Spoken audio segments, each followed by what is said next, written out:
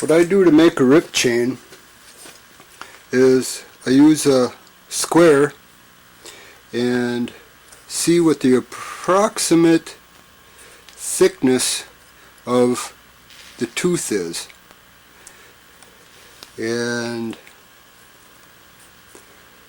we'll get it about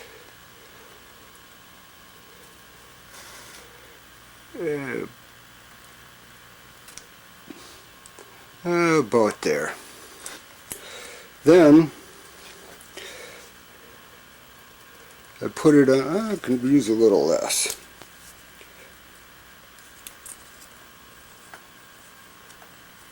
Then once I get it on there like that, I take a Dremel, put it on there, and I just start, so I put a little mark on there, and then I just grind a little bit at a time, and I'll mark the next one.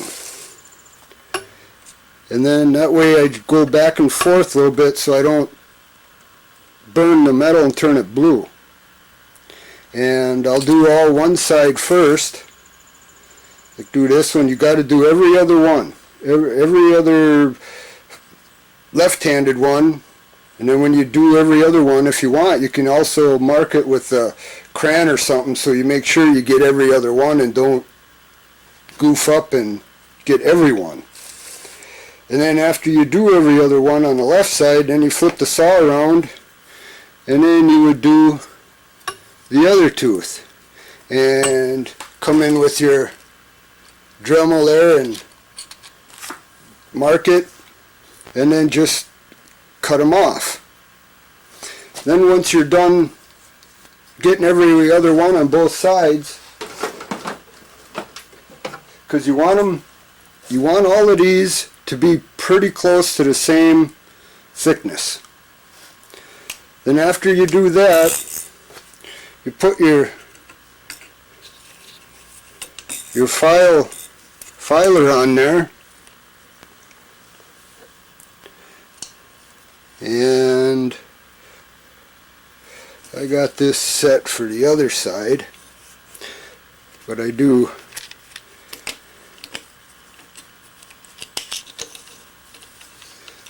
ten degrees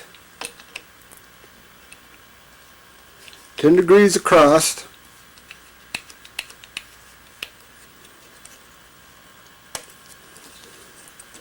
and then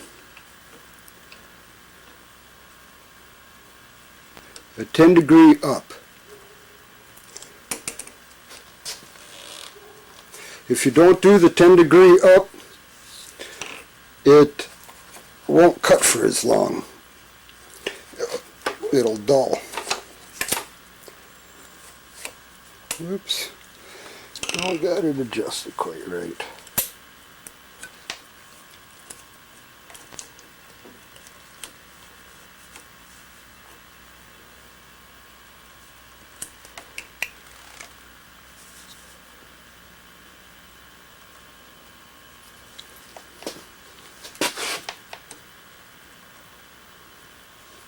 There we go.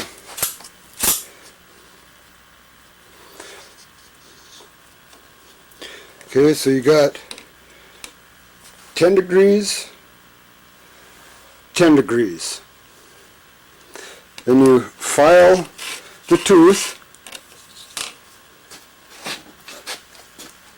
You can use a crescent wrench, and you can go like that to make sure you get each tooth as close as possible. I like to use this, you can use a good caliper, and get that like that, lock it, and make sure after I file that each one is really close. When you do the rakers, the raker on the, well, I'll call it a slicing tooth, them can be just a little bit lower. Gauge wise, I don't know.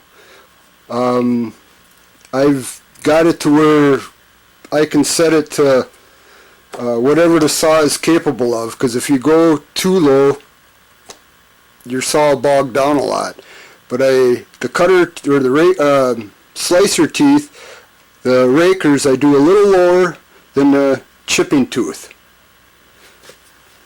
And the other thing you want to do is on your bar,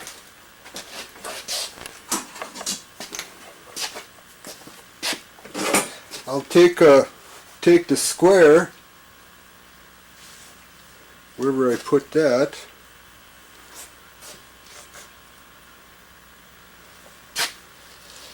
and I'll take the square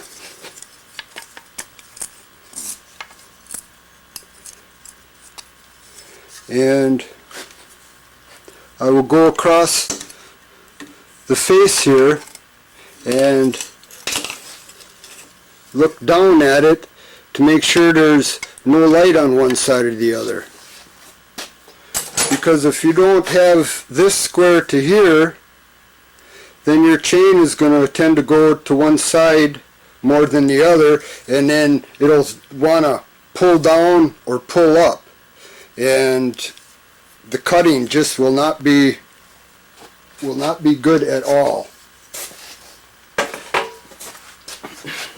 The other thing is, because you're making these so close, so you can cut more straight. If these ones would be smaller than the left side be smaller than the right side, it would tend to cut down, and vice versa. So you got to get them as close as you can so you can cut straight.